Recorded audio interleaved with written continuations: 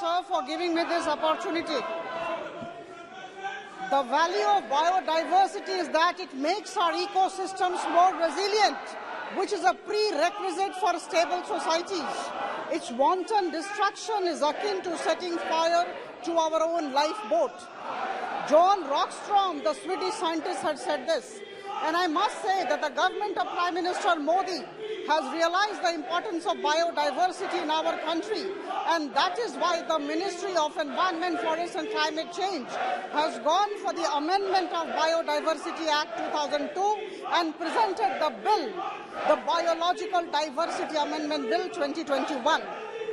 Sir, as has been said by the chairperson of the JPC, of course, a JPC, a Joint Parliamentary Committee, had been constituted, and I had the privilege of being its members.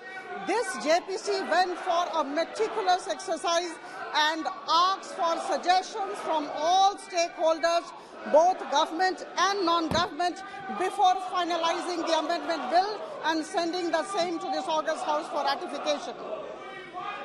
Sir, I must say that India has been a signatory to the UN Convention on Biological Diversity 1992 and the Nagoya Protocol.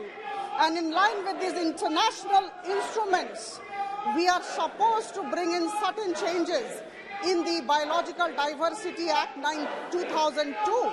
And that is why we are here today to discuss all the amendments that have been proposed after meticulous exercise by the Joint Parliamentary Committee.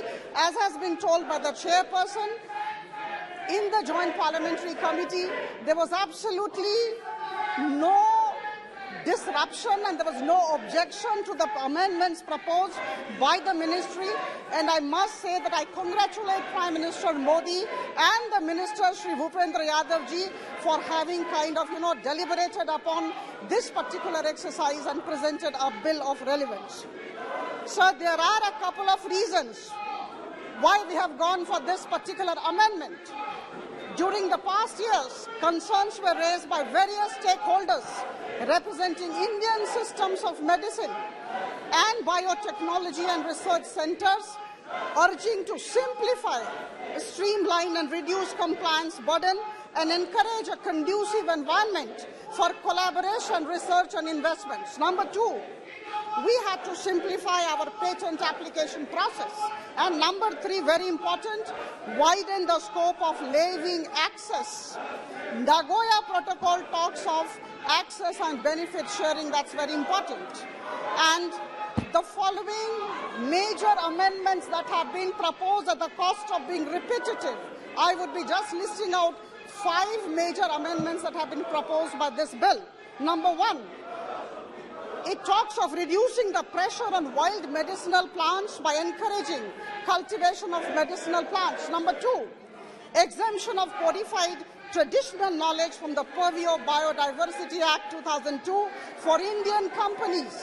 I reiterate, for Indian companies to provide suitable environment for the growth of Ayush industries. We are aware of the fact that our Honorable Prime Minister is laying considerable emphasis on the promotion of Ayush industry, and that is why this particular bill will actually encourage the promotion and the strengthening of Ayush sector. Number three, it aims at aligning the Biodiversity Act with the Companies Act 2013. This is very important. This particular bill will align the BD Act with the Companies Act 2013 with regard to the definition of Indian foreign company for attracting more foreign investments in research and commercialization. And of course, the fourth and the fifth one, please allow me about 30 seconds. Fourth, it will facilitate fast tracking of patent application process for Indians without compromising the national interests and other international agreements where India is a party. Last but not the least, very important, I must congratulate the ministry for having actually deeply gone into it. It's a meticulous exercise, and I take this opportunity to once again congratulate Honorable Minister and his entire team, the National Biodiversity Authority too. It talks of decriminalization of certain provisions of the Biological Diversity Act by substituting criminal offence with civil offence. Sir, it was placed in December 2021 in the JPC, The JPC actually considered the bill, gave its recommendations, and now the bill is here. I think this is in the interest of the country that we pass it. So I appeal to all the members of the August House to kindly pass this bill. Thank you so much.